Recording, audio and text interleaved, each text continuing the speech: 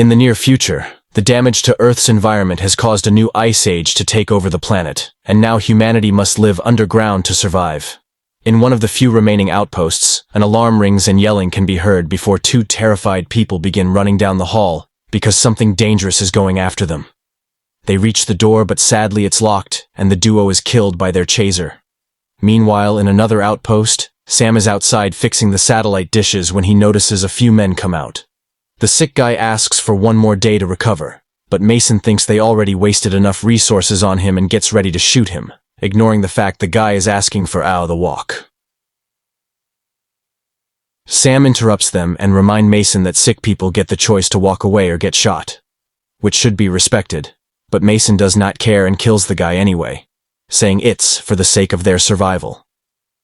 As Sam returns inside, it's revealed that because these few survivors live in a confined space with limited resources, they become scared of the common cold. The last time they had the flu, it killed 20 people in less than a week. That when their leader Briggs made a new rule. If someone gets sick, they go into quarantine.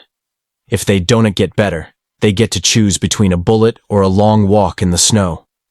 The people in this outpost work hard to take care of each other and keep on growing seeds, but they are the hundreds they were in the beginning because food gets more scarce every year. There are rumors of a paradise with warm weather, but Sam does not believe them. Sam goes to see Briggs to tell him about Mason breaking the rules, and while Briggs is not happy with what he is hearing, there's something more urgent he must take care of first. They go into the communications room and Cooper informs them they received a SOS loop from Colony 5, yet they are not answering any messages. Briggs calls for an emergency meeting in half an hour while Sam goes to see Victor, who is in charge of the livestock. Unfortunately, he also has bad news. The last litter of rabbits was stillborn, and of the 12 remaining ones, there's only one female that the other rabbits don't want to mate with. Meanwhile, Briggs goes to see Mason to scold him for what he did, but Mason still defends his decision, saying walkers will just come back and take their food. Afterward, Sam goes to see his girlfriend Kai, who gets him some pellets for the rabbits while talking about her work. She thinks working weather modification tech exists and it's buried somewhere under the ice. So she continued to search for it with their radar to never lose hope. Moments later, the survivors gather for the meeting. Dexter reminds his wife not to cough, and when Sam walks by, he notices they aren't well and tells them to go to their rooms, but Dexter says they are fine. At that moment, Briggs comes in and informs everyone of the situation with Colony 5, announcing he lead a team to go check on them. Mason protests, saying they should not spare resources or people in these hard times, but he ignored. Then Briggs asks Dexter to join the team. So to save him, Sam volunteers to take his place, saying Dexter must stay with the turbines. Graydon also volunteers, ignoring the protests of his father Victor.